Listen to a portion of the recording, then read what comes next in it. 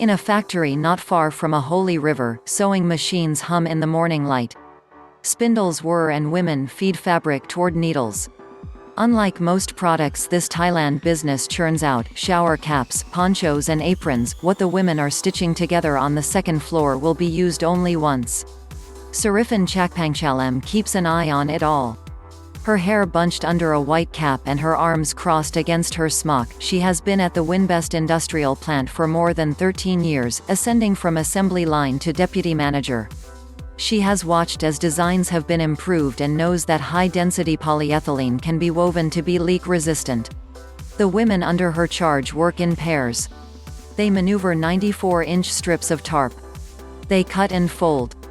They weld edges together with radio waves. Spools yank in rackety spin. Hands move swift as bird wings, and toward the end, when what they are making takes shape, the women fasten on long, curved zippers and fold their handiwork into neat rows of black, white and blue. One of them will be delivered 545 miles away to Wanda Mathis-Conner's house, but the Michigan mother doesn't yet know this. When the seamstresses are done, dozens of men carry what they have made downstairs and pile it in cases stacked 6 feet tall.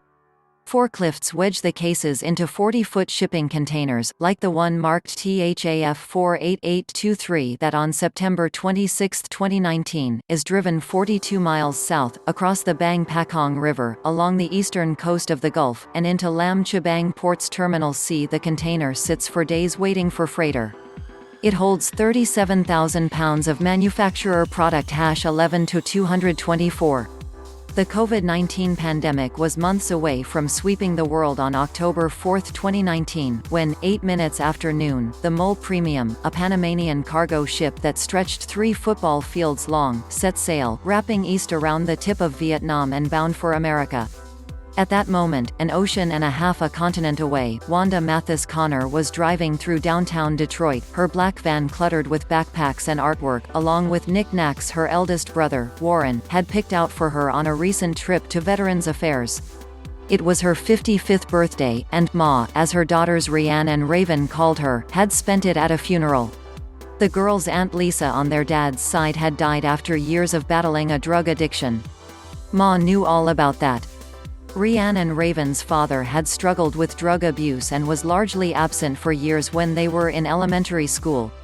Ma raised Riann, 33, and Raven, 31, mostly alone, working as a delivery truck driver for Frito-Lay chips and taking customer calls for Comcast. She later became caregiver for the elderly, including dementia patients. She and her girls lived in a small brick house that held 4 generations of her family, stretching from Riann and Raven's children to Ma's mother, who everyone called Granny.